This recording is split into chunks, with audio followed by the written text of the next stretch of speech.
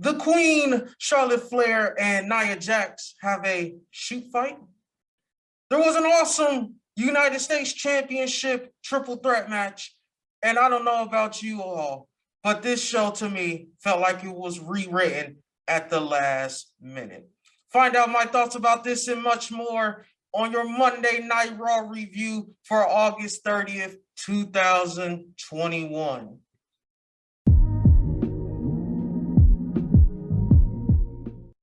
What's going on, everyone? I go by the name of KBTHEMARK, co-host of the DMB podcast, and this is your Monday Night Raw review for August 30th, 2021. We are on the road to 1K. We are almost there. Please don't forget to hit the subscribe button, hit the bell for post notifications. I want to thank everyone who's been subscribing, everyone who's been watching. You guys have been showing us unconditional love, and we definitely appreciate it. We have something special coming for you all when we do hit the 1K subscribers. We're going to do a random topics, but not just any random topics, you guys' random topics. We will be discussing what you want us to talk about. So let us know in the comments over the next couple of videos that are going to be coming out. One thing I don't want to discuss with you guys is Monday Night Raw. We have the opening segment.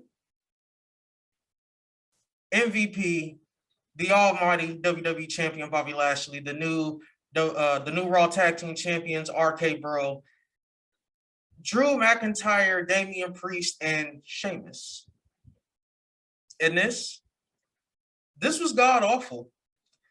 It was god-awful, but it led to one outstanding match and a good match in the main event. First match of the night, Ria Ripley versus Shayna Baseball. And this was god-awful. Completely wasted my time. Why should I care about Shayna Baszler? I believe she hasn't won a singles match since February of this year. It is August, going into September. Hey, remember when Shayna Baszler was in NXT and she was as destructive of a force as anyone? Remember when Shayna Baszler eliminated everybody in the Elimination Chamber? Pepperidge Farm remembers. And I remember. This new Shayna Baszler is god-awful. Next match on the card, we have the Viking Raiders versus Jinder Mahal, the modern-day Maharaja, and Veer. And this was god-awful. Complete waste of my time. Why should I care? Jinder just got squashed by Drew McIntyre at SummerSlam. Here they are, losing to the Viking Raiders. United States Championship triple threat match next. Drew McIntyre versus Sheamus versus Damien Priest. And this was 2 thumbs up good. It goes to show you what WWE can do when they actually give a fuck. Next up, we have Eva Marie versus Doudrop. This match never got started, so therefore, I'm going to give it a god-awful. I'm not going to give it a god-awful for Piper Niven. I'm going to give it a god-awful for Eva Marie, not even selling what Doudrop was doing. Next up, we have the former NXT champion, Carrion versus Humberto Carrillo. And this was god-awful. This was god-awful. Squash match, didn't really do anything to put Carrion over. I know how dangerous Carrion is. I know how good Humberto Carrillo used to be. This was god-awful. This was god-awful. Shoot season is upon us. We have the new Raw Women's Champion, the Queen, Charlotte Flair versus Nia Jax. And this was god-awful. But they started shooting at the end. This match was rather stiff. It fell apart early, and the train wreck just continued. This match really broke down, and I believe after it came back from commercial break, they really started shooting. It looked like Nia Jax was genuinely trying to hurt Charlotte, and it looked like Charlotte was genuinely trying to fight Nia Jax in the ring. Now, if it wasn't a shoot, I'm going to give Vince McMahon a hand clap of praise. If he told these girls to go out here, you know, we're going to go to commercial in about 5 minutes. When we come back from commercial, I want you guys to make it look like a shoot. He deserves to be Booker of the Year. But if they really just started shooting on each other, never put these two back in the ring again. This was god-awful. Maybe when they can be professionals, we can book them again. But as for now, keep them away from each other, Vince. This was god-awful. And having them shoot on each other was not a good look. Next up, we have John Morrison versus Omash. And this was god-awful.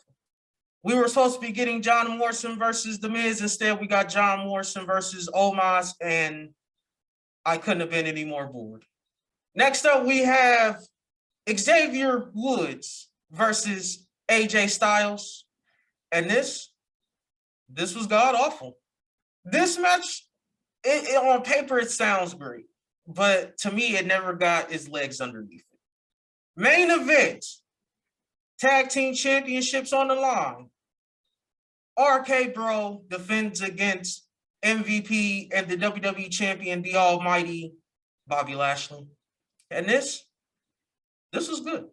Give me more of these four in the ring, or maybe if MVP is getting, because MVP does look a step slow to me. He does good work when he's in there. But there is a rumor going around that Keith Lee is turning heel, and he's going to be a monster heel. If we're going to book a Hurt Business again, please put Keith Lee in there and give me the almighty WWE champion Bobby Lashley and Keith Lee versus RK Bro. Well, that is it, you guys. That is it for the review. If I had to give Monday Night Raw a grade out of 10, I'm going to give it a 3. The triple threat match was fantastic. The tag team championship main event was good. Charlotte versus Nia, god awful. Never let it happen again. Eva Marie, please keep her out of a ring. The show felt like it was being written as the show went on, so definitely not a fan. My wrestler of the night goes to none other than Damien Priest. Great win against the #1 babyface and Drew McIntyre, and another great win against Sheamus, the former United States champion. I feel like all three of these men put on fantastic efforts in that triple threat match, and I really walked away being more impressed with Damien Priest than I was in the past. That is it, you guys. That is it for the review. Please don't forget to like, comment, and subscribe. Really helps the channel grow. Don't forget, we are on the road to 1K. Whatever you decide to put in the comment section, wrestling related, we will choose a couple and we will talk about you guys' random topics. So please don't forget to comment on the video, letting us know what random topics you would like for us to discuss that is going on in the wrestling world when we do hit the 1K subscribers. Well, that is it. That is it for the review. Like I said, I go by the name of KBTHEMARK, co-host of the DMB podcast, and we will see you soon. I started with nothing and came out a king. I've been the one that's been balling for rings. It's been me and my team and we chasing the green. My team be the shit, we ain't balling for free. My team be the shit, we ain't balling for free.